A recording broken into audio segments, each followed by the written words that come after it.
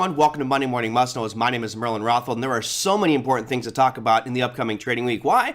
Because it's earnings season. That's right. We saw last Friday JP Morgan, Citibank, Wells Fargo, BlackRock all report earnings, and all of them beat. JP Morgan with a huge blowout of earnings, and that really set the tone for this earnings season. So let's start our Monday Morning Must Knows there with the earnings calendar, because there's a lot to talk about this week. Now, you look at the chart here and you're going, well, there's only 260 companies reporting, Merlin. How important could it be?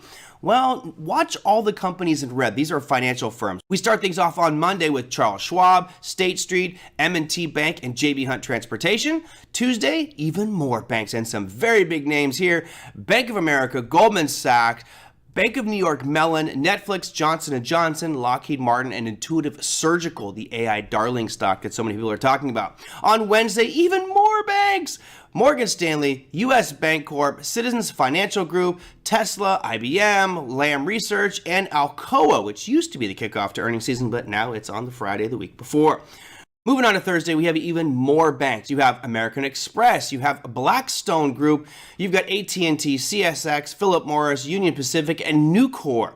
And on Friday, we continue on with some big names like Procter & Gamble, Schlumberger, HCA Healthcare, and Freeport-McMoRan. So a very busy week with regards to earnings, a lot of financial, those companies in red there. So keep your eye on those. If you have any of those companies in your portfolio, be careful. What we saw last week, especially with JP Morgan on Friday, was a lot of volatility. Of course, that big pop on the open for JP Morgan. Now, let's talk about something we haven't talked about in quite a while. We usually talk about inflation, we usually talk about GDP, we usually talk about retail sales, interest rates. I know, but all of that is going to impact one market in particular, and that is the housing sector. So we've got a few pieces of housing data to talk about this week. Let's dive right in.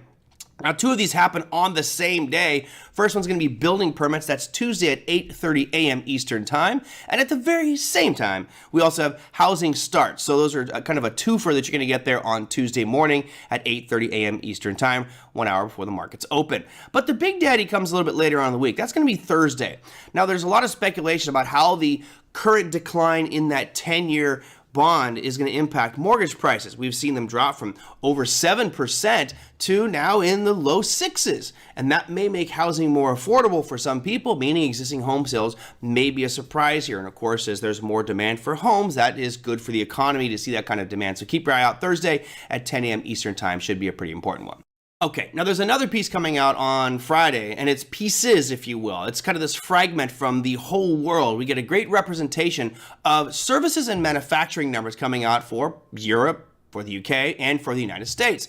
So we'll start things off here with our kind of service and manufacturing data. That's all going to be on Friday, and there's some big numbers here.